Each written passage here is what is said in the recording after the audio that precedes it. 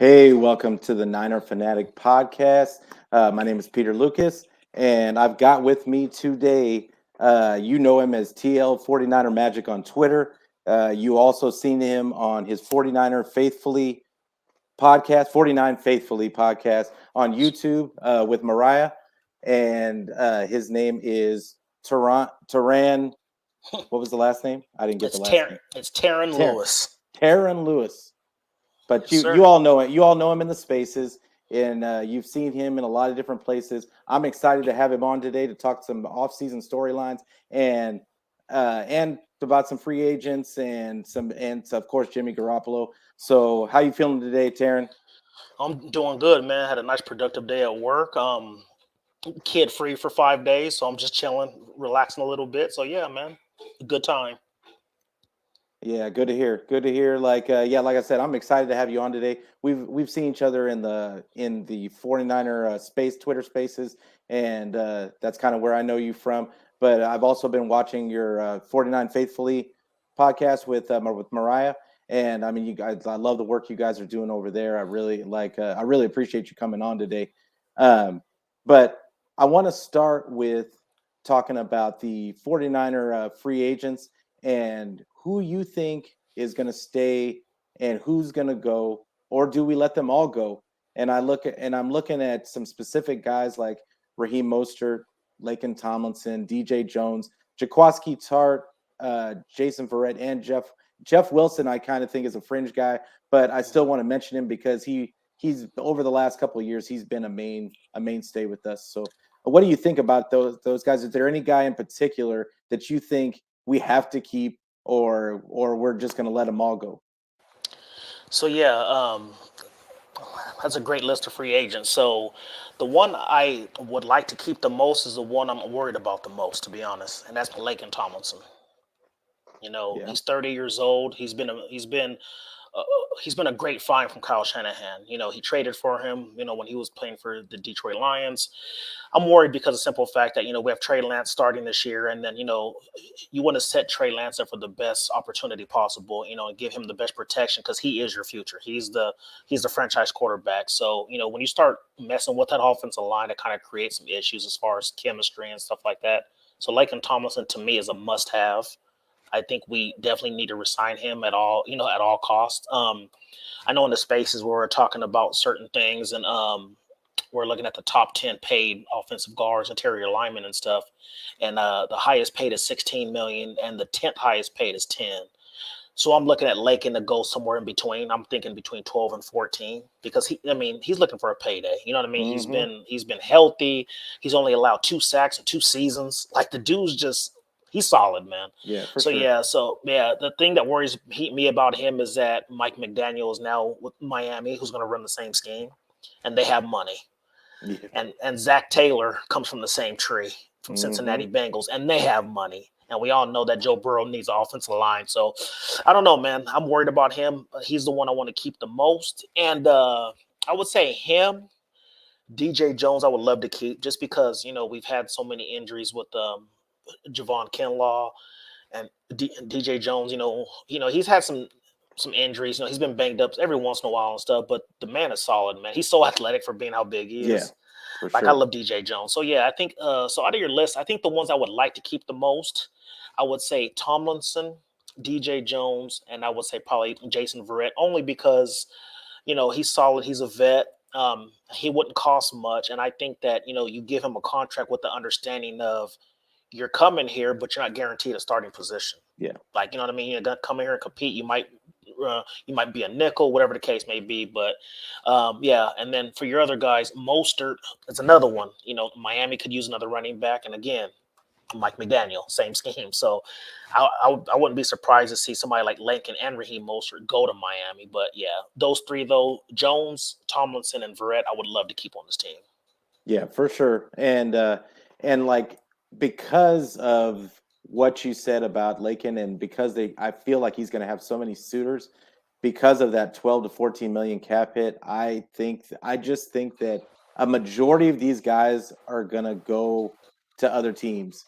If and some of them may end up back on, even it's weird to say, but Jeff Wilson may end up. I don't even know if he's practice squad eligible at this point, but as many times as he's been on the practice squad, Yeah. but I just think that a lot of these guys are not going to be coming back just because I feel like with all the free agents in this season, because last season they actually lowered the salary cap, which created a whole bunch of 1 year contracts, and there were so many free agents in this season, this off season, that I really am expecting for the 49ers to get to kind of transform this team into what they want and pick and choose. I think they have an opportunity to really get some key guys at a lower price point because the cap doesn't go up until next season. And when that cap goes up next season, I think a lot of guys are going to be looking for 1 year deals this season. And they're going to be looking to get ring, and they're going to be looking for that ring. And the 49ers have such a great core that I think that this is a prime time for them to get some guys in the fold, introduce them to that 49er um, how do you put it, that 49er like culture.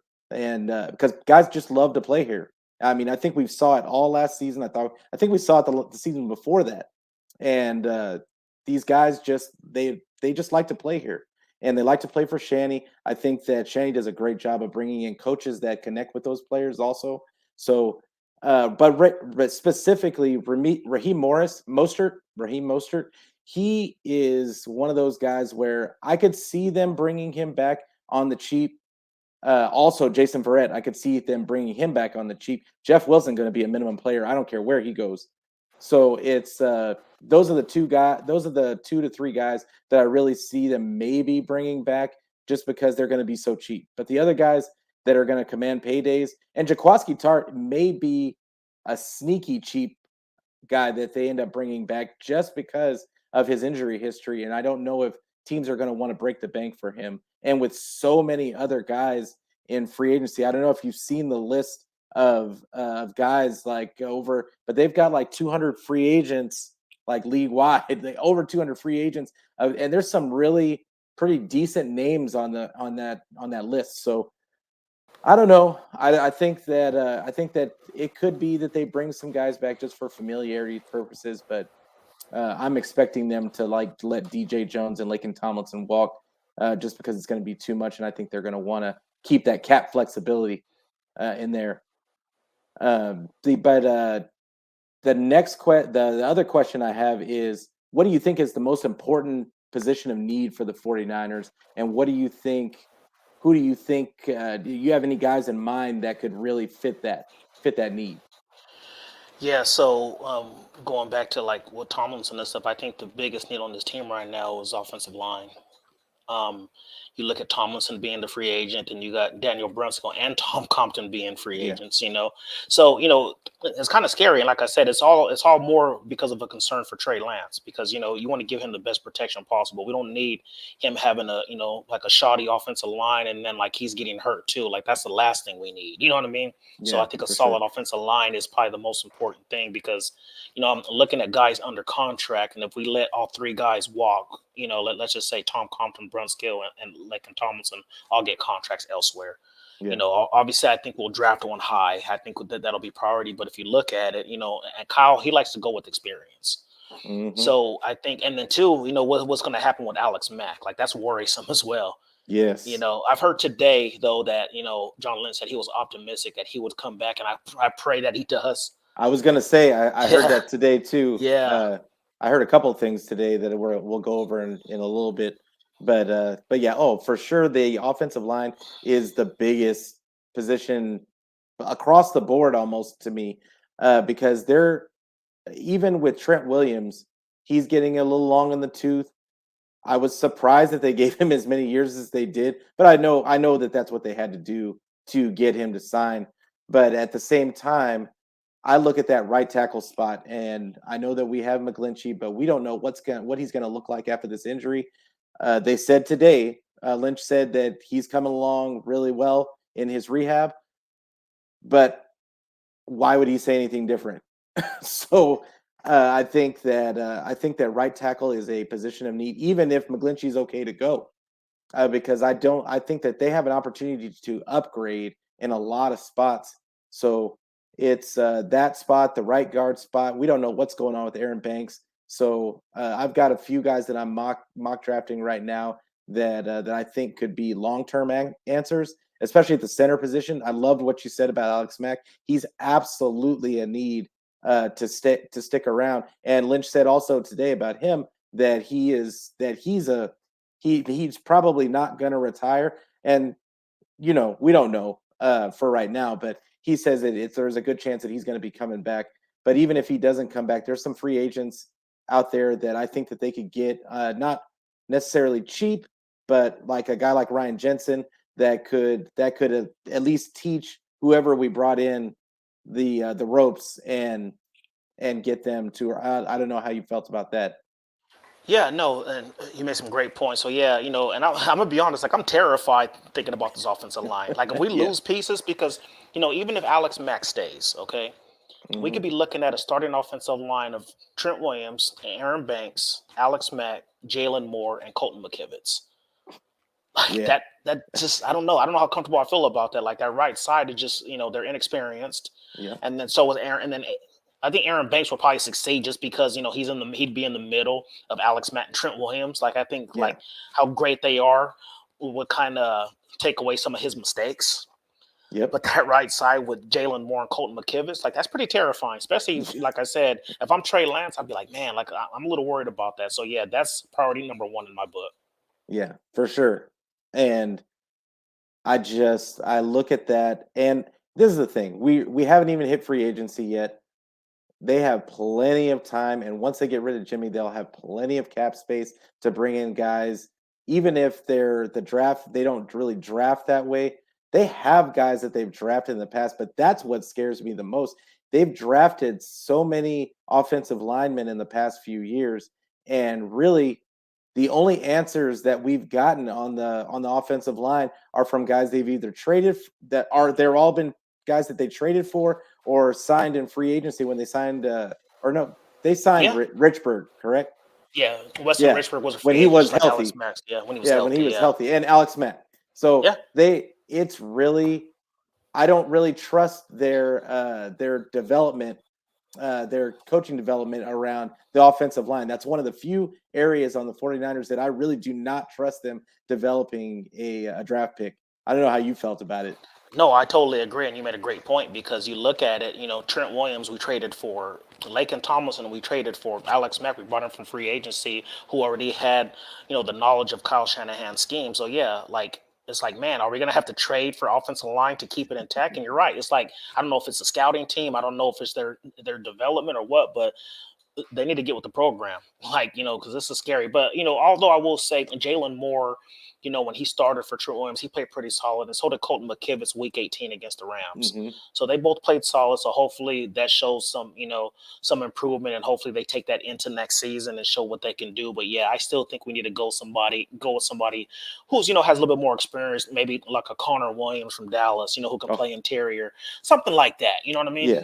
Oh Yeah. man, that you said Connor Williams. I'm so happy that you said that name because I thought that I've every time I mention that name, either in the spaces or in anywhere, anybody that I talk to, they kind of look at me like, "Oh, is that really a fit?" But they absolutely run zone scheme in on the Cowboys, like as far as the run game. So he would be a good fit, I feel like. And he does pretty decent in pass pro, which I think is something that we miss on our offensive line. They struggle in pass pro.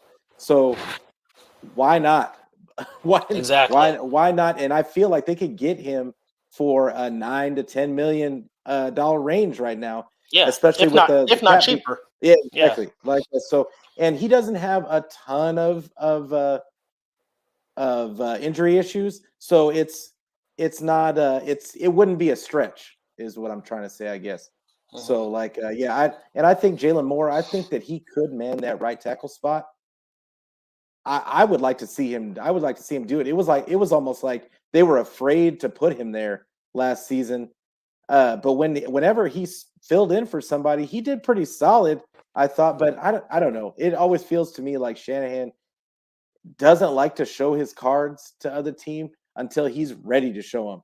And when so they got a Jalen Moore guy that they think is that they're high on, or whatever, but we're not ready to start him, so we don't want to show you that yet, like that kind of stuff. And I think that's really what kind of went on with Trey Lance last season. I think the plan all along was to keep the whole Patrick Mahomes thing, keep it, let him sit for a season, and let him start this year fresh.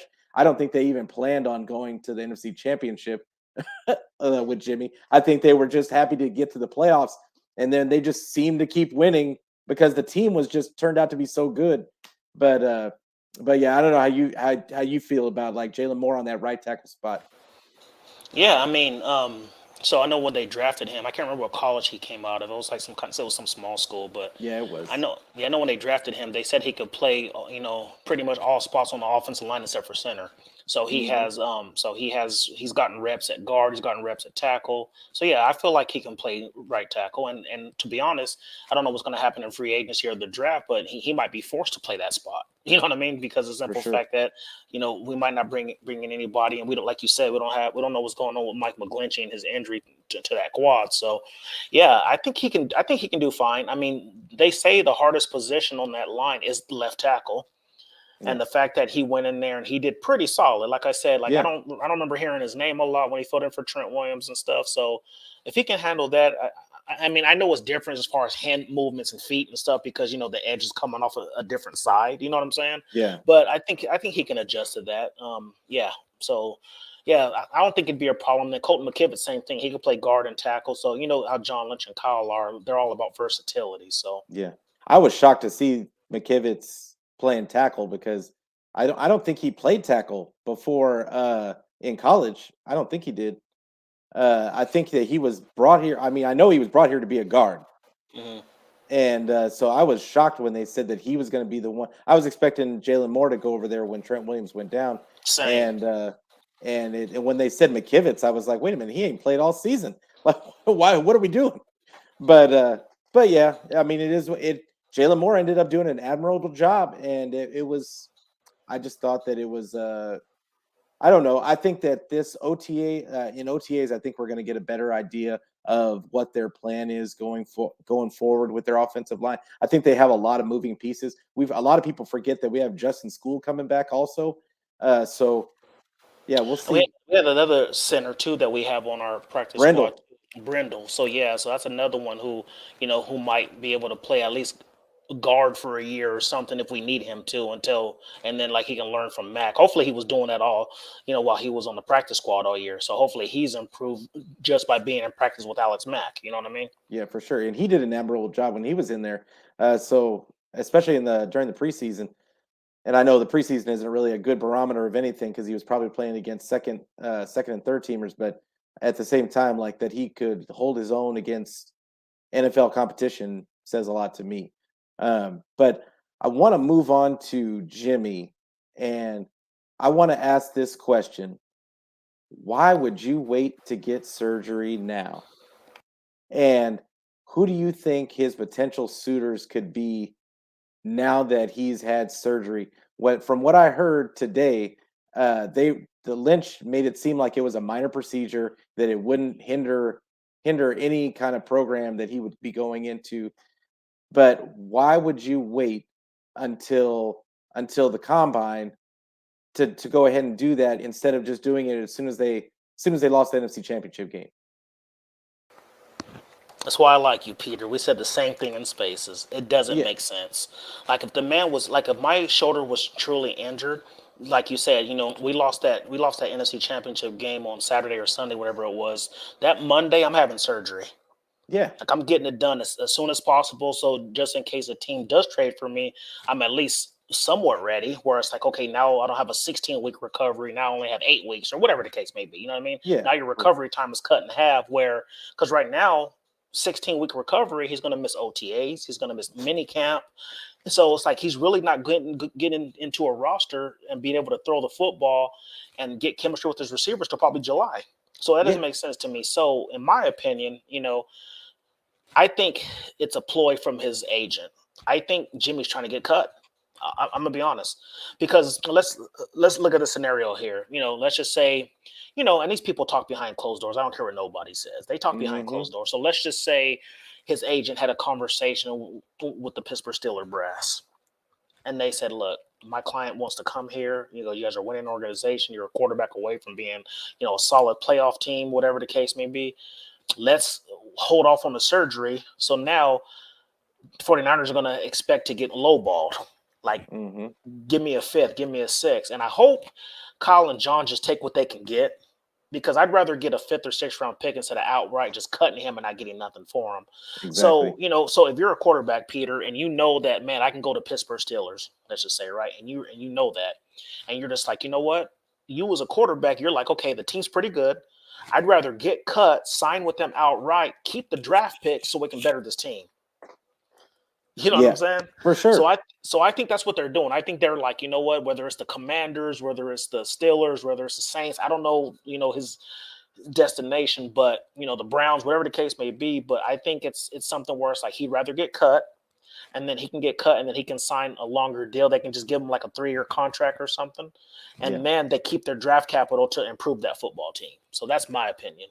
Yeah. What I worry about is that Jimmy's getting bamboozled by not just his agent, but I think his agent might be getting bamboozled by one of these other teams talking in his ear, trying to convince him to get released, and then they still lowball him with I think he's going to get offered if he goes free agent. I think he would get offered 10 to 12 billion. That, like, just looking at the market of the guys that are out there, I think he's probably going to get offered 10 to 12 million. But I don't think he's going to get the years that he wants. I don't think any team is thinking of him as their guy going forward. I think that they think of him as a stopgap. I think that they think of him as a guy that maybe can develop another, looking at how he performed with Trey Lance behind him, especially if Trey Lance, with all the rumblings being out from the 49ers organization that Jimmy was so great with Trey and that they have such a great relationship, that it is entirely possible to bring him in, like, and basically just say, hey, this is our offer. I know that you probably thought you were going to get this, but the market isn't that for you. So now we're going to offer you this, and he's going to be forced to take it and still end up in the same position he was on the 49ers, to where he's just got to be a stopgap for another organization. He's got to train somebody else's next guy. I just don't think that his agent is doing him a service in this situation. I think that he should have gotten that surgery done right away, because the 49ers, I feel like, have done right by him, considering his injury history, considering his performance on the field, and the fact that they could they were just a couple of good throws away from the Super Bowl. It's, you have to look at your career honestly, and realize who you are and what you are. And I just really feel like his agent did him a disservice in the situation. Um, but Let that's me how I add feel something. about it. Yeah, let me. I'm going to add something to that as well. And I agree with you. It's like, like, it's just, I don't know. It's strange. Like you said, the timing is just weird. Like, it all comes out the week of the combine and stuff like that. But I think when it comes down to value, and you're right, it depends on what does a team see him as. Hmm. Because, and I'm not sitting here dissing Jimmy and stuff, but I don't think Pittsburgh or Washington are looking at Jimmy like, oh man, he can take us to a Super Bowl. I Yeah. think teams are looking at him like, okay, we're a good team, because the Commanders were like a game or two away from making the playoffs. And they made Hmm. the playoffs the year prior and almost beat Tampa Bay. So they're a good team. Their defense is amazing. They Yeah. got some weapons. All they need is a serviceable quarterback. So Jimmy can go there and probably, go 10-7 and get into the playoffs, especially in that division, because that division Hmm. is terrible. So Yeah. if you if you look at somebody like them, I don't think Mike Tomlin is licking his chops like, oh man, I can't wait to give a second for Jimmy because he can give us a seventh ring. I don't see that. I see these teams, and you're absolutely right. I see these teams looking at Jimmy as a stopgap and saying, hey, I'll give you a fourth or fifth round pick for him, and then and they'll draft another quarterback high, first or second round or something, like a Malik Willis or a Desmond Ritter or something, to sit for 2 years until they feel that he's ready. You know what I'm saying? So Yeah. that's how That's that's how I see it, because I just don't. and we're talking on Spaces earlier, and I was telling everybody, it was like, if we end up getting the 5th or 6th round pick, I'm okay with taking it, but I would be okay taking it for next year's draft, because this is the reason why. If Pittsburgh or Washington comes to me and say, "Hey, I want to give you a 5th for Jimmy," okay, cool, I'll take a 5th. However, I want it to be in 2023, and I want incentives where if he takes you to the playoffs, or if he wins a certain amount of games, it can move up to a 3rd. You know what Yeah, I'm saying? Kind of yeah, like for sure. it's kind of like the trade with Carson Wentz. It's like if he wins so many games and does this, that 3rd round pick can become a 1st, or whatever the case may be. So I think something like that would be smarter for us to do, because we have well, right now we have a 2nd and 2/3, which is Hmm. not bad. You know what I mean? It's Yep. not bad. I just don't think we're getting a 2nd for Jimmy. It's not going to happen, especially with this injury. Because if you're a GM, Peter, you're not going to be like, "Oh, I'm going to trade a 2nd for a quarterback that has a year left on his deal." You know what I mean? Hmm. A year left on his deal. He might not come back to us. And if we keep him, we have to franchise tag him. I don't think a team was worth giving up 2nd round pick draft capital for a quarterback who's average at best with a $25 million deal, and who's a free agent. Yeah. So, Yeah, and really, like, I mean, if you look at Darnold's deal last season, it's I feel like Darnold is in line with Jimmy, just because Jimmy, I think he's more accurate than Donald, but I think Donald had more upside than Jimmy. And I heard y'all arguing earlier today on the spaces. I mean, it got pretty heated in there. Uh and it like, but I mean, people just get, it's funny to me because people just get so sensitive about Jimmy. And I just don't understand where it's coming from. I get it that, we haven't had much good quarterback play on the 49ers. I get it. At the same time, you've got this thoroughbred sitting on the bench over here that we've seen what he's capable of, and we're just hanging on to Jimmy for dear life because we win games. And it couldn't be. And even though our team is just dragging him, I mean, just dragging him to the playoffs, you have to look at it as an opportunity to upgrade. But as far as how teams see Jimmy, I do look at Pittsburgh. I look at Indy. I think Indy could be a good spot for him. And I there was another team, the Washington. I don't think that's going to be a good fit for him just because of their offensive line. But I do really feel that there was another team that I was thinking of, but the main ones were Indy and Denver. Denver oh was yeah, the yeah, because Denver. they I got look some at weapons Denver. too. They've got weapons. If they could get away with giving up a fourth for even a third, even if they could give up just a third for Jimmy, they've already got weapons on that team. All that team needs is an offensive line. I think they do struggle for an offensive line, but they have weapons, and Jimmy's shown that the one thing that he can do is get the ball out quick. So you have playmakers on that team, and they got a really good young running back in Javonte Williams. So Absolutely. I just think, and they've got a defense. So I think Yep. that would probably be the best situation for him. It's weird to me that nobody thinks of even talks about Denver, but because I think of at the how everybody links them to Aaron Rodgers, and I haven't heard much about Russell Wilson, but mostly they link him with Aaron Rodgers. But it looks like Aaron Rodgers is going back to Green Bay. So now what? Like, I think that Jimmy could step right into that team, and at the very least, I think that he could get them into a wild card spot. I mean, they've got a lot of firepower in that AFC West. So, I mean, obviously, I don't think that they're going to win it outright, but I think they could jump over the Raiders.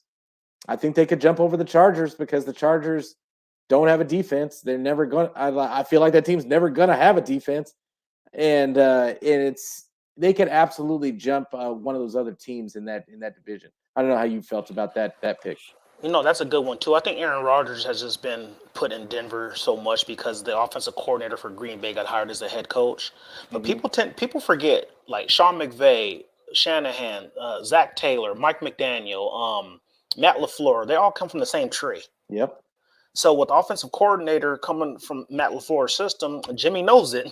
Hmm. So if he can go to Denver, it wouldn't be too much of a risk, I guess you can say, because he already knows the playbook. So if he's going to recover for 16 weeks, it's okay because he already knows that system.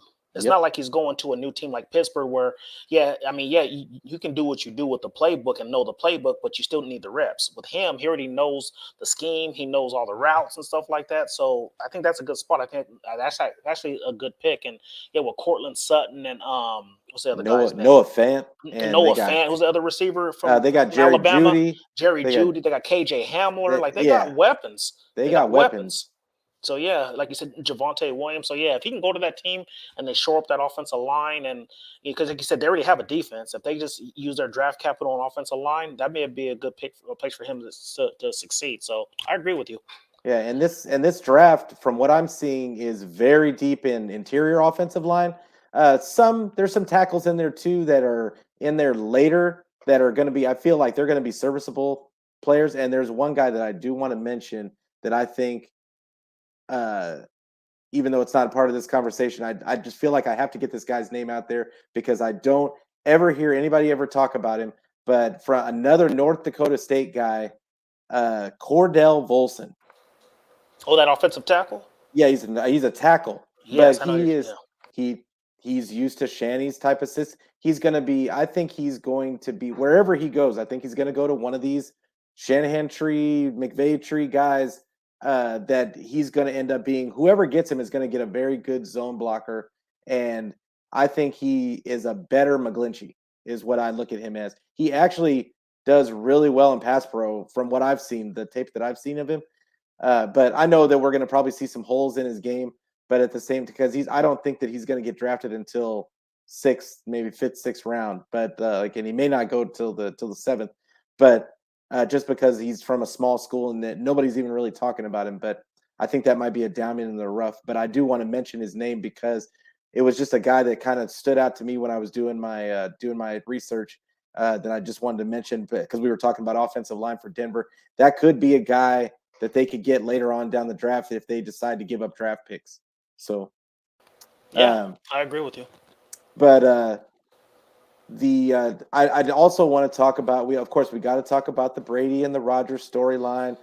I feel like those storylines are all but dead now. Arians said it was going to take 5 ones to get Brady out of his clutches. How do you feel about that marriage between him and Brady? And do you think that there is any kind of scenario where they allow somebody to trade for Brady? Um, I don't know. And I I'm not feel talking like about just the Niners. I'm talking about anybody. anybody, yeah, that Arians Brady relationship is kind of weird. You know what I mean? Yeah. And he's been kind of snarky too. Like they're asking him about Brady, he's like, "No, he ain't going nowhere. Like I'm keeping him. Yeah. If he comes out of retirement, this is where he's playing."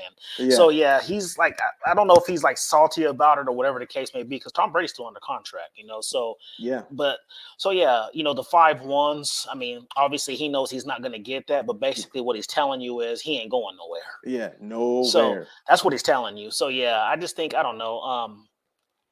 I don't know, man. I don't think, and if they do trade him, I don't know what his clause is. I don't know if he's like what Jimmy had, like a no trade clause, whatever the case may be. Because if they trade him, it can be one of those things where it's like, okay, well, I'll trade you wherever I want to trade you. You know what I mean? Yeah. Whoever's going to give me the best capital. So yeah, I mean, I don't know. I think deep down, Tom still wants to play a little bit, but I think he wants to play where he wants to play. And I don't know. I think Giselle's probably going to talk him into staying in Yeah. retirement. I think she's just going to be like, and because she was like saying like, we're finally having fun. We're doing stuff with the kids. Like, like he can. Mm-hmm. And I'm not saying he hasn't been a dad, but you know what I'm saying. He can be a full-time dad, where Yeah. like he doesn't miss his kids' practices if they're playing sports and stuff like that. And then I heard his son is like starting to like playing football and getting into football and stuff. So I'm sure he Mm-hmm. wants to be there for him and making sure he's doing the best he can as far as like going to the best camps, stuff like that. So I Yep. think he stays out of retirement. So I mean, he stays in retirement. Sorry. Yeah. I look at it as I've kind of followed Brady. I'm a Michigan fan. Same here, So brother. That's what, oh that's what I'm yeah, talking go about. blue, go Go blue. blue, yes sir. But I'm a Michigan fan, and so I've followed Brady his whole career. I think I was, and in fact, I know I was the only one in California that was preaching Brady when he first starting for the Patriots. I told everybody, and it was blatant homerism on my part. I was just telling everybody, I was like, no, he gonna win he gonna take him to the playoffs. and because he went on that streak his first season and then or his second season, whatever. And then I told him as they got in the playoffs, even when they were going up against the Steelers, I was picking Brady. I was just telling people just blatant homerism. I was just telling him I was like Brady's going to take him all the way, and then he just ended up somehow being like the goat. It made no sense. But I've always followed Brady, and I know he wants to play. I know he still wants to play. I mean, the man is 44. Yeah. The man's 44. Like you said, he's got kids, and being married myself and having kids of my own, I know that it's gotta tug at him to want to spend time with his kids. And I know that his wife, I know we all know how that goes. Like his wife don't want to share him with nobody. So it's gonna be she's probably just tired of sharing him with everybody. So I'm sure she's been putting the pressure on him to go ahead and retire. She probably thought he was going to retire by 40, and it was like, man, I mean, when is it going to stop? Like, so I think that if this is the time, this is the time for him to ride into the sunset. Like you said, he needs to live vicariously through his kids as far as the sports goes, and he just needs it. Just let it go. Just let it go. But Arians, I think that he just didn't have. I don't think they had a really good relationship towards the end. That's what I keep hearing, at least, because all of a sudden Brady just retires, and I believe he had one more year left on his deal. But the way that defense was playing, especially in that playoff game that they lost, I just think that he just wasn't willing to go through another year of injuries on that team, and they were gonna. I think he thought they were gonna lose people this off season, and there was just no. I don't think he thought he was going to be bringing back the same team, and there was no point in him spending another year doing that. Yeah, I agree. And like like I said, it's like what's funny about it though is like he's still, even though he's 44, playing at an awesome high I level mean, still. The it's man threw crazy. 40. The man threw 43 touchdown passes. Like he almost threw as many touchdowns as how old he is. Like Yeah, you know what I he mean? Like he should have been MVP in my yeah, mind. Like, yeah. I mean, but yeah.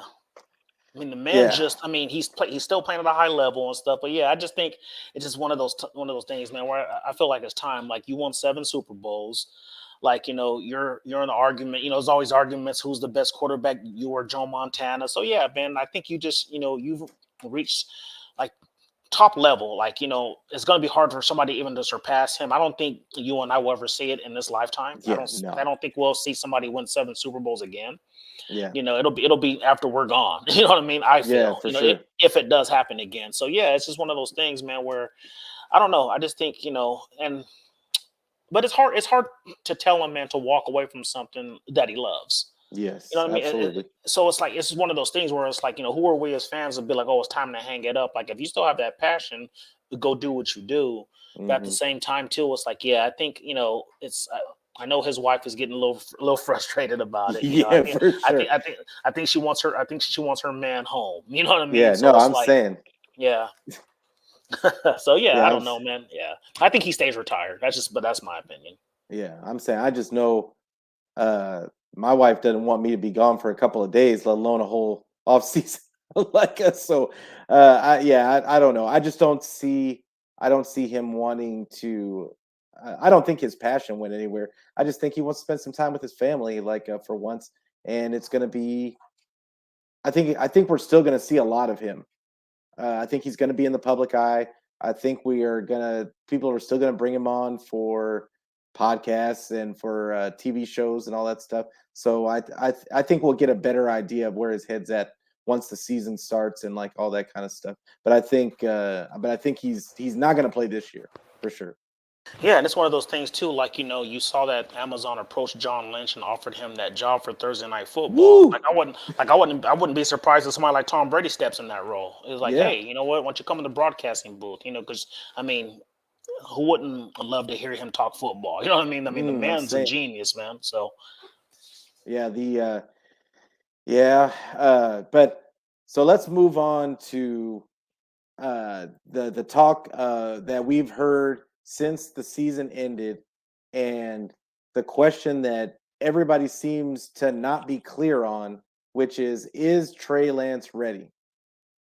How do you, how I want to know how you feel about Trey Lance. I have no doubts that this kid is ready to go, and I guess you can never have no doubts.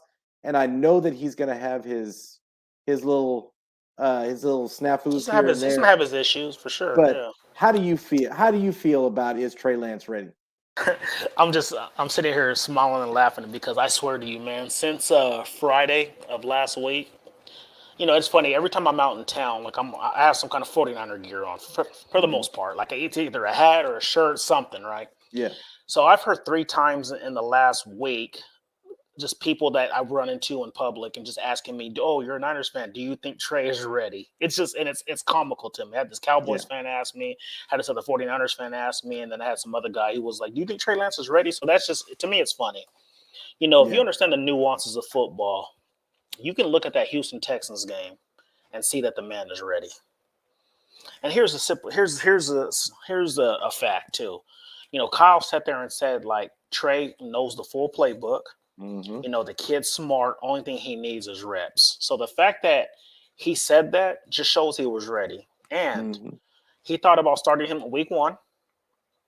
And after we went 3-5 and we had that loss against the Colts, he thought about starting Trey then.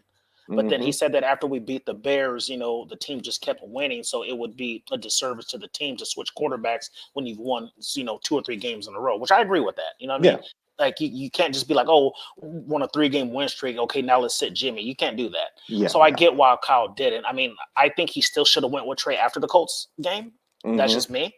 But I get why he didn't. So yeah, the fact that he wanted to start him twice this year, or even 3 times this year, and he was banking on a 21-year-old kid to take over the reins just shows that he was ready. So this nonsense of Trey's not ready and this and that, and you know what I think it is honestly, because you don't hear that about Justin Fields, Zach Wilson, all this other stuff. I think Hmm. what it comes down to it is these analysts are looking at our roster. Because I think if Trey was on the Houston Texans, this wouldn't even be a discussion. Hmm. But the fact that he's with the 49ers that are 5-time Super Bowl champs, the fact that we have one of the best rosters in football, I think a lot of analysts think like when they say Trey's not ready, I think they think that Trey's not ready for this team because of how good we are, if that makes Yeah. sense. No, I love So that. yeah, so I think they're looking at it as like, man, the 49ers are a top 5 roster. They got Debo Samuel. They have a great defense. But is he ready to take them to the playoffs or a Super Bowl? Which I don't think he will in his first year. He's like you said, he's going to have his bumps and bruises. But I think by 2023, absolutely, we're going to be in the talk of being in the playoffs and possible a Super Bowl. So I think that's where the Trey Lance not ready comes from. But I disagree because I think the kid is ready. You cannot watch that Houston Texans game and think like, oh man, the kid is not ready to play because everybody wants to say, well, it was the Texans, it was the Texans. I don't care who it was. It's an NFL franchise. Yeah. Two, the week before, they made Justin Herbert look average. So Hmm. I don't want to hear this Trey Lance ain't ready talk. So that's my opinion about it. Yeah, and I love what you said just basically about what you just said about the Texans, because but that's the common thing that anybody says after you talk about the Texans game. Oh well, it was the Texans. Okay, well they weren't so bad. They weren't so bad on defense, and this is the thing. Lovey Smith has a really good track record against rookie quarterbacks. The other rookies that played the Texans last season didn't have such a good day. They won games, but they didn't have a good day statistically. And Trey Lance had a pretty good day statistically. He had pretty much 70%, threw for 70%, and he had what, two touchdowns? 2 touchdowns, and then he threw for like 250 yards, and Yeah, then he had a rushing touchdown that was called back because of a holding call. exactly. So he could have had 3 total touchdowns that game. Yeah, and it's just I laugh at the not ready nonsense. I was in a Miami Dolphins spaces earlier. It wasn't a Dolphins spaces. It was like one of those morning sports talk spaces. And this morning, and the first thing they asked me is, would I take? They were trying to compare him and Tua, and saying that we would rather have Tua than Trey Lance. And it just, it's the the national media has corrupted people's view of this man so bad. And I think as football as a whole, because I even catch myself talking about other people's teams, like I know what I'm talking about because I watch the national stuff. And but the reality is that the national news knows nothing about all of our teams. They don't know the ins and outs. They can't even tell you who is the starting wide receivers on our team. They couldn't tell you any players on our team except for Debo, Jimmy, and maybe Trey. And George Kittle, yeah, it's Yeah, like yeah, a few players. but Yep. if you ask anybody, oh well, who's the other receivers on our team, or who's our second tight end, or who's on our defensive line other than Bosa?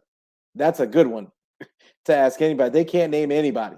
So it's the national media, I think, has corrupted the view of Trey Lance, but I think it's actually a good thing because nobody's going to see us coming.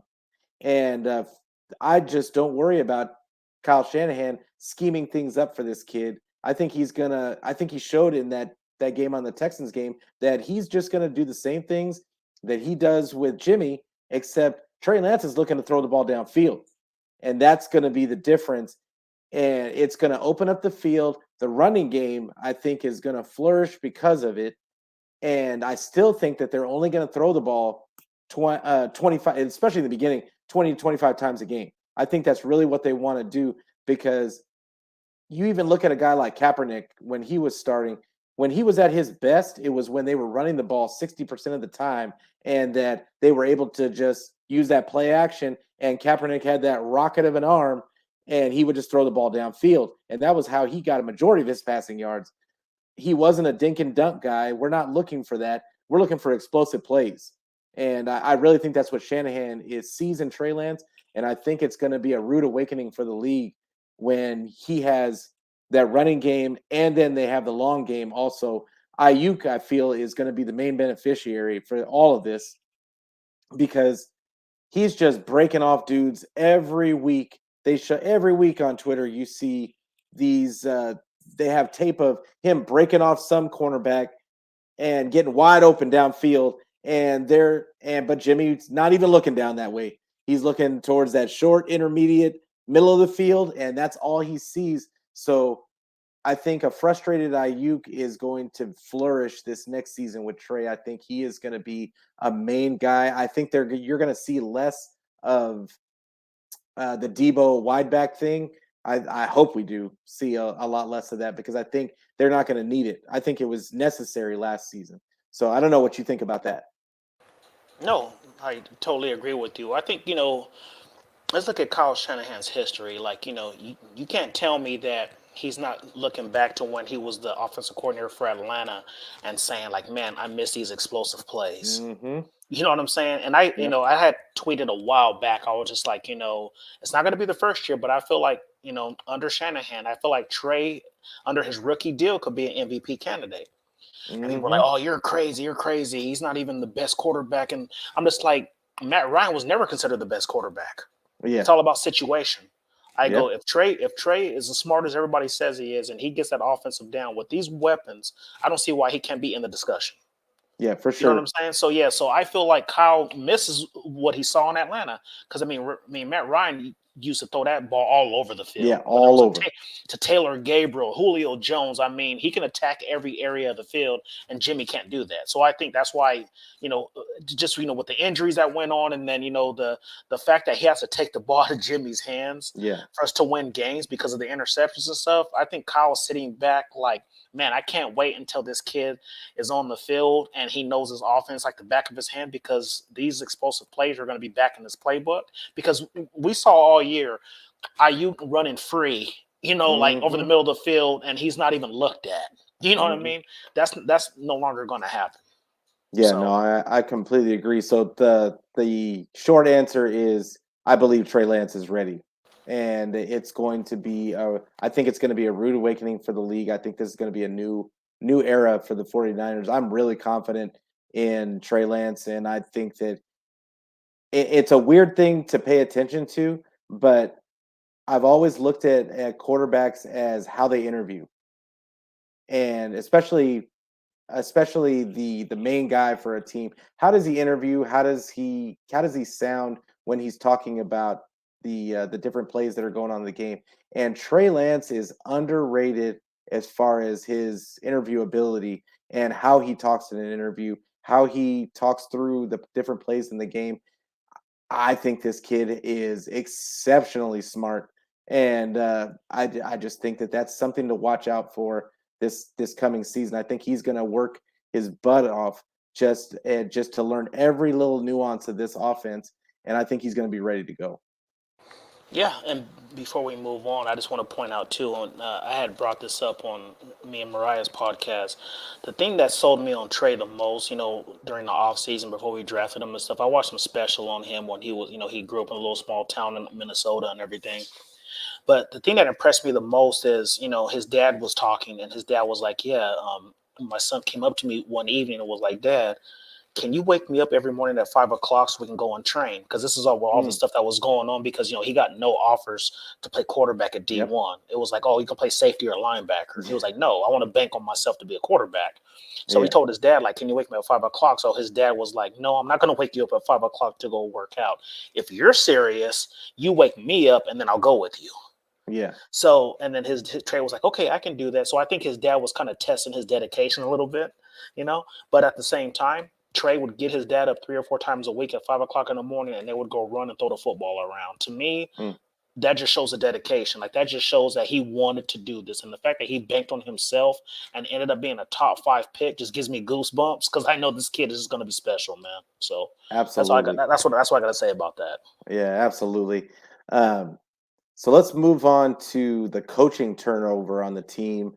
And I've been hearing a lot of reports this week about the reason why we had so many coaches leave because a lot of them took lateral positions and they didn't necessarily get promoted. They just left and went to other spots. Now, granted, a couple of them went to Miami to go with Mike McDaniel, but like I said, they took lateral positions and they weren't promotions per se. So the question is that we heard a lot that a couple of the coaches moved because they didn't want to deal with Trey Lance.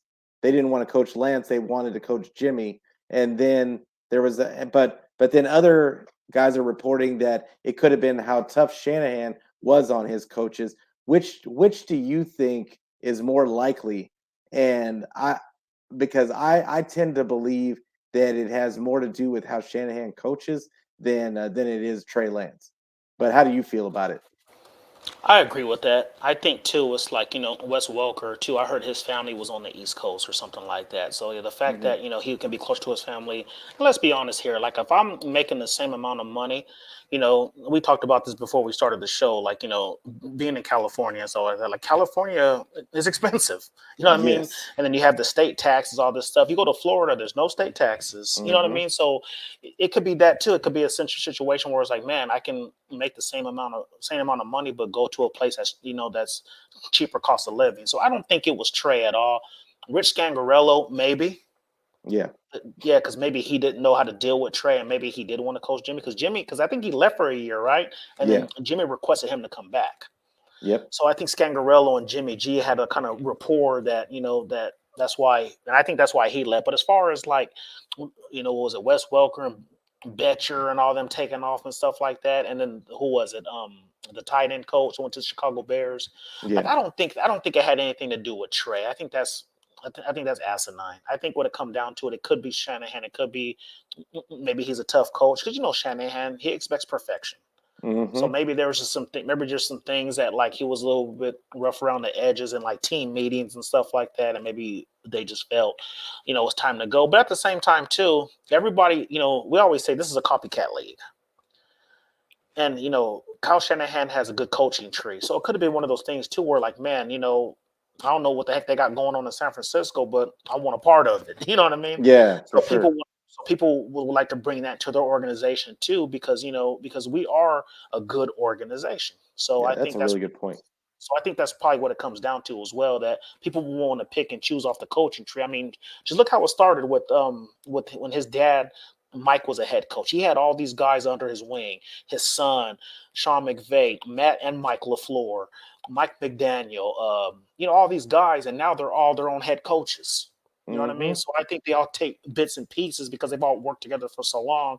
Like who knows? Like Zach Taylor might had a good relationship with Betcher, so maybe that's why he brought him into his organization. So I don't think it really has to do anything with Trey. I think it's just like maybe they see it as a different opportunity, and like you said, it wasn't like it was like a tight ends coach to offensive coordinator, but who knows? Like it could have been like they could have sweetened the deal. Hey, I'll give you an extra 100K a year to come here. You know what I mean? It Yeah. just Yeah. so yeah, that's what I think. Yeah, those are all really good points, and I really feel I agree with you about the culture part because I feel, and maybe it's just because I cover the team, and so I'd look into this a little bit much, but I think the 49ers have the best culture in the NFL. I think that players want to play here and they want to be a part of it, and it's going to be, I think that now, like you said, everybody wants a little piece, and they want their little piece of the culture, thinking that if they bring in this coach or that coach, that he's going to bring a little piece of that culture with him. And while that may not always be the case, I think that Scangarello was bad at his job.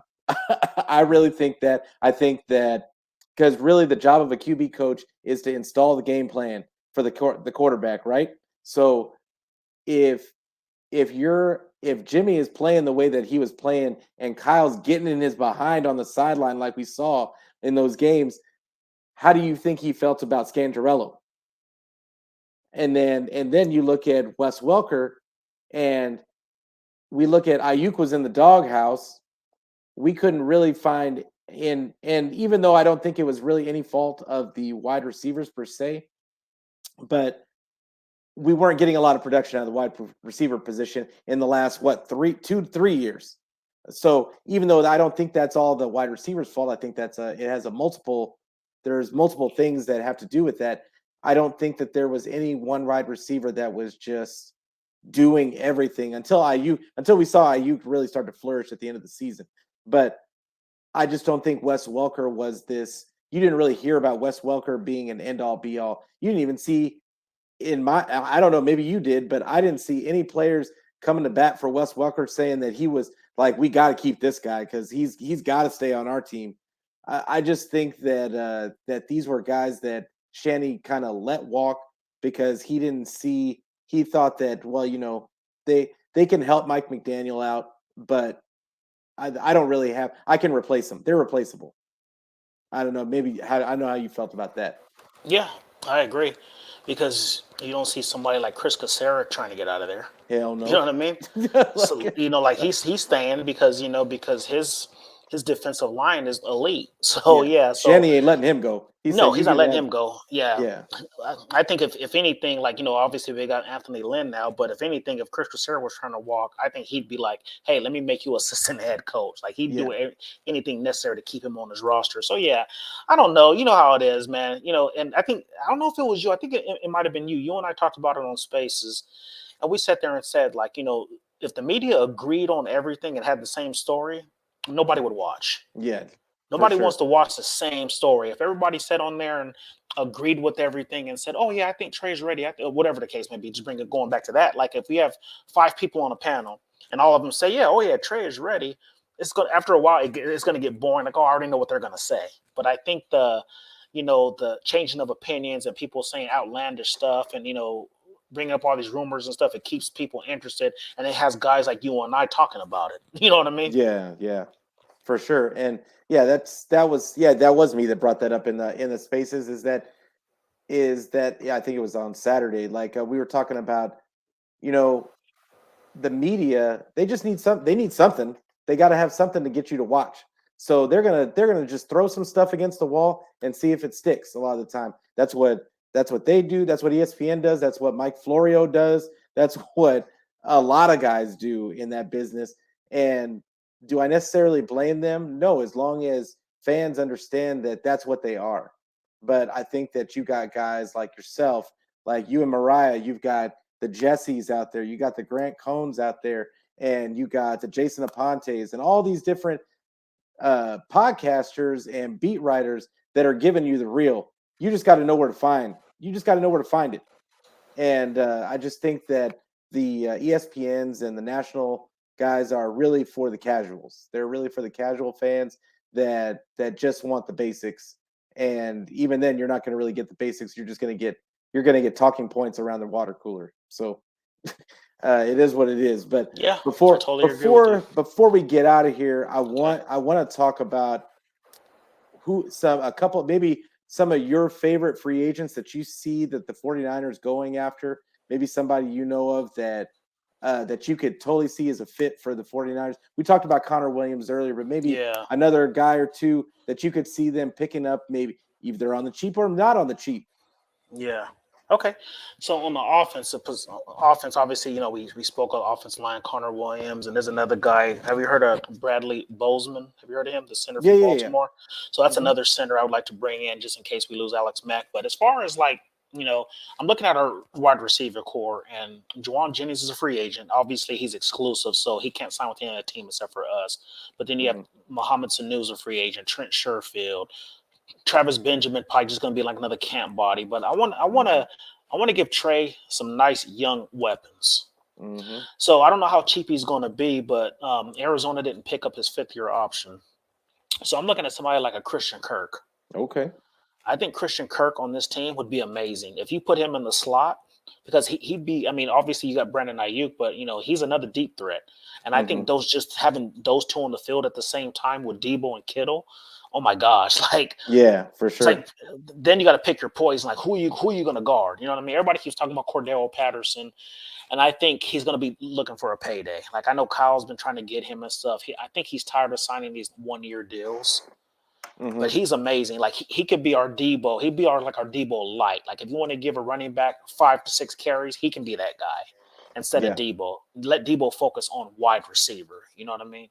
So yeah, I think somebody like Christian Kirk would be amazing. And Ross Dwelly's a free agent. Hmm. I would like to bring in somebody if he's cheap. I don't know how cheap he's going to be. And this dude was a monster at Alabama. I don't know what the heck happened to him in the NFL. He was like third string tight end on Tampa Bay, but OJ Howard. Okay. I think we need another two tight end set. Warner has been proven that he's a great blocker, but Hmm. with Kittle, Kittle he's a beast. Don't get me wrong, but he misses games. Hmm. He misses games, man. He misses like 3 to 4 games a year. So Yep. and you can see this team's kind of suffer with that. But I think if you have somebody like a OJ Howard who can be our second tight end, because he's a receiving tight end, he's not really a blocker either. But if he can come in and give us some production as a wide receiver, especially in the red zone, because he's like 6'7", then Yeah. I think that would be amazing. So those two on offense for sure, Christian Kirk or OJ Howard. As far as defense, I want to shore up that secondary. Yeah. Yeah, I want to shore up that secondary. And like we always talked about, we don't have a lot of money. And Verrett, I'm okay with bringing him back. But as far as like bringing a free agent, I don't want to bring in an old vet. I'm tired of bringing in these 30-year-olds who are on the downside of his Yeah. career or downside of the career. Give me a young guy who can grow with the defense instead of like a Hmm. 1-2 year deal. So somebody like a Dante Jackson Okay. from Carolina. Like I think Mosley and Ambry Thomas, I think they can be the starting duo going forward. But I think Okay. with K1 leaving, you know what I mean? I don't think he's coming back. So K1 leaving, I know we got Delmar Lenore, but I want somebody proven, somebody who with a little bit more speed than Dante Jackson. Or maybe too, like if we bring in a Carlton Davis from Tampa, Hmm. another Tampa Bay guy, he can play opposite of probably Ambry Thomas. Because I think Ambry Thomas has better. He's going to be a better corner than Emmanuel Mosley, I think, because he just has the skill set, as you know, as a Wolverine fan. Yes. So, like, if we bring in a Carlton Davis and Ambry Thomas outside corners, and you can move Emmanuel Mosley to the slot, I think we'll be in good shape. So I Yeah. think those two guys at corner for sure. And everybody keeps talking about like Jesse Bates and stuff. Again, it all depends on salary. You know what I mean? So like the Yeah. salary could be a problem, but there's another guy I like who could be cheaper if we lose Tart, and that's Jordan Whitehead.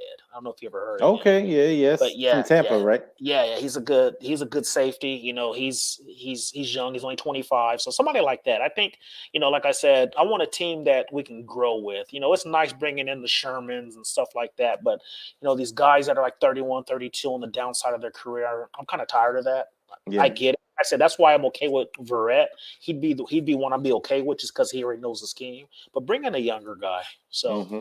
those would be my players. Yeah. So I love what you said about Carlton Davis, and I mentioned him last week when I was talking to Jamal. But he informed me that they were going to franchise him. That he was probably going to be franchised So I was like, okay, so I got to pick somebody. But the guy that I'm looking at for the secondary is Razul Douglas from Mm, Green Bay. it's another one. Yeah. I like his skill set because he's used to in Green Bay. He's used to doing kind of the same thing that we do, which is it's mostly zone, but like you occasional man coverage. Another guy that I was looking at was DJ Reed that Yes. for the to kind of back up Lenore in that slot. I think the slot is going to be pivotal, and DJ Reed can play both, but he's Hmm. so small, like that we really don't want him playing outside. But No. but I feel that if but he could be a back. I feel like Lenore has to win that spot. It's just like a guy to fight with Lenore and Cam to make him better. And Hmm. if Lenore doesn't pan out, then we can stick DJ Reed in there and fill that spot. He'll fill that spot admirably. The Oh, only thing I absolutely. the only thing I worry about with him is that the run defense part of being a slot. But at the same time, I think that he's a very aggressive corner with against wide receivers. And another guy that I'm looking at is uh, Jaron Curse at the safety spot. Safety position. Yeah. Yeah, I really like the more I watch this guy play, the more I like him for what they use Jaquaski Tart for. And he didn't really play every down for the Cowboys, but they used him in kind of that covering the tight end. He does a lot of coverage with tight ends, and he's a bigger safety, so he can help out with the in the run game. I think that he, given the opportunity that this, and I actually asked one of the main Cowboy fans. I know you've heard of him, No Envy, the Oh yeah, Chris. yeah. Yeah, Chris. Yeah. Mhm. I asked him about what he felt that fit would be. He thinks that fit would be crazy for us. That it would be a really good fit for. I think with his skill set, he might be, and they could get him for like 6-7 million a year is what they're Mhm. projecting him to make on Spotrac. So I think that could be a good filler in. And plus, I still expect them to draft a guy just because. And there's a couple Absolutely. of guys I'm looking at in the draft, like Sterling Weatherford, because he's kind of a tweener, strong safety, but I think he could eventually be a linebacker, like almost like Fred Warner when he came in. He was that kind of nickel linebacker type guy, Yeah. and I think that he might. This guy is, I mean, he's a hard hitter, but he actually can cover pretty well. He's just its speed is going to be an issue for him, but I think that they can find a role for him on the defense. So I look at that guy in the draft. I'm also looking at on the defensive line because like I said, I don't expect DJ Jones to stay. So Mhm. I'm looking at a guy that we don't really talk about. I don't hear anybody talking about. Tim Settle from the Commanders. He's a defensive tackle, but he plays almost that same DJ Jones role for the Commanders. He's mainly a run stopper, but he can rush the passer. And I think that he might be with Chris Kasurik. I think he may be a really good fill-in for DJ Jones. I don't think he can do everything that DJ Jones can do, but right now, but I think Chris Kasurik. I don't think DJ Jones could do everything that he could do until he was with Chris Kasurik for a while. So I think that might be and another guy. I know that you don't like veterans, but another guy I'm looking at is Sheldon Richardson from the Browns. He might be a good nose to come in there and just be that nose tackle for us because we have other guys that I expect them to bring back that are going to fill that, like the Arden Keys and the Jordan Willis's and of the Ebacoms. I think they're going to bring those Yeah. guys back because I don't think they're going to be expensive. And so I think on third down they're going to be there to rush the passer. So I think you could bring a Sheldon Richardson and put him in with a limited snap count and just play him on rundowns. So that's a guy I'm looking at. The guard we were talking about the offensive line. I only really looked at the interior offensive line because I really think that that's where they need the most help. But like we Yes. were talking about Connor Williams, I was looking at Andrew Norwell from the Jacksonville. He's a guard that could only cost us like 7 million a year, and he was serviceable. He had over a 70 PFF grade, and I think with better offensive linemen around him, he could be he could be really better. And then Morgan Moses from the Jets. I Oh think yeah, he's he's good. another guy. He's good I too. think he's Yeah, I like another that guy. guy. He's only projecting to make 7 million under Spotrac. So I think that they have like I said, I think that there's a lot of options in free agency for the 49ers to actually transform their team in key spots, because there's going to be a lot of guys available, because they're going to be waiting a season to get that big payday next year when the cap goes up. So those are the kind of guys I'm looking at. Also, backup quarterback. That's one thing that we didn't talk about. I Yeah. like Mitchell Trubisky. I don't ask me why. I just think that I think that he has untapped potential, and I think that we kind of got to see it in the preseason when he played for the Bills last season, Hmm. because he actually was playing under a really good coach in Daboll. He didn't have that opportunity on the Bears. I think they had a terrible scheme. Yeah. They had a Nagy's terrible just a team, bad coach, period. just Anyway, bad yeah. all the way around. So I So that's just don't. funny you said that. So I had Mhm, I had a couple quarterbacks too. So two that I think that would be good fit for this offense. I would say Tyrod Taylor, mhm. just because he has that rapport with Anthony Lynn. Like Anthony Lynn used to have him in San Diego, or Yeah, sorry, LA Chargers. And another one, I don't know how costly he'll be, Marcus Mariota. yep, I think Mariota would be a nice backup for Trey, just because he kind of his game is kind of similar. yep, Like he'll throw from the pocket, but then he can use his legs as well. So I think Kyle can keep the same type of game plan no matter who's playing quarterback. You know what I mean? Just in case yep. something. Because remember when he made that comment of like, well, with Trey, like I didn't really know how to call a game for him. You know what I'm saying? Exactly. And I'm just like, Yep. what? Like that right there is crazy to me to hear that. But I Yeah. think if you have two similar quarterbacks, like you can interchange them with no issues. You know what I mean? Exactly. So if Yep. he came in, like if Trey goes down for whatever reason, you put Mariota. But that's what another reason why I like Trubisky is he's actually mobile also, He is. and so like any quarterback like that can run. The only thing that worries me about Tyrod Taylor is his injury history, Yes. and and for a backup, I worry about his injury history. So, Yeah. so it's I mean, the dude had a collapsed lung. Like, so Yeah. I mean, I just worry about his injury history, but like I still like him. And another guy to look out for is Jacoby Brissett. I Yes. It's mean, another one. I think he's a solid backup. I think he's always going to be a backup, but I think he's a guy that can get you through games. And I think Kyle can scheme up wide open guys for anybody. So yeah, like Yeah. I think there's a lot of good guys out there, and I think we put out some really good names. Dude, I had a really good time talking with you some sports, and I know that we're going to talk some more in spaces, and I'd love to have you on again another day, Sure. uh, and because I know I extended the same invitation to Jamal, and but yeah, I really want to give you guys some shine because you guys have really good takes on these spaces and on your own shows. So yeah, like I'd love to have you back on. I really enjoyed having you on. I hope you had a good time today talking football with me. Oh, absolutely. I always have a good time talking Niner football, especially with somebody who knows their stuff. You know what I mean? Yeah, for real. Because you can't talk football with everybody. But yeah, no, I appreciate you having me on, man. I appreciate you hitting me up and saying, "Hey, I'd like to have you." Like, that means a lot. I mean, that just shows that you respect my opinion. So yeah, I Absolutely. appreciate that, man. Yeah, and I'll talk to Mariah too, because we'll definitely have you on as well. So, Oh, I'm down. You guys just let me know when. all But right, yeah, hey, thank you everybody for listening and watching, and I really appreciate all the feedback that I've been getting from everybody, from the other podcasters to my subscribers.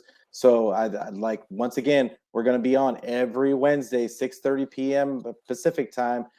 Tune in, comment, like, subscribe. I really appreciate all the feedback I can get because of course I'm always still learning. So, but thank you guys for watching, and always go Niners. for sure. Go Niners. Thanks, man.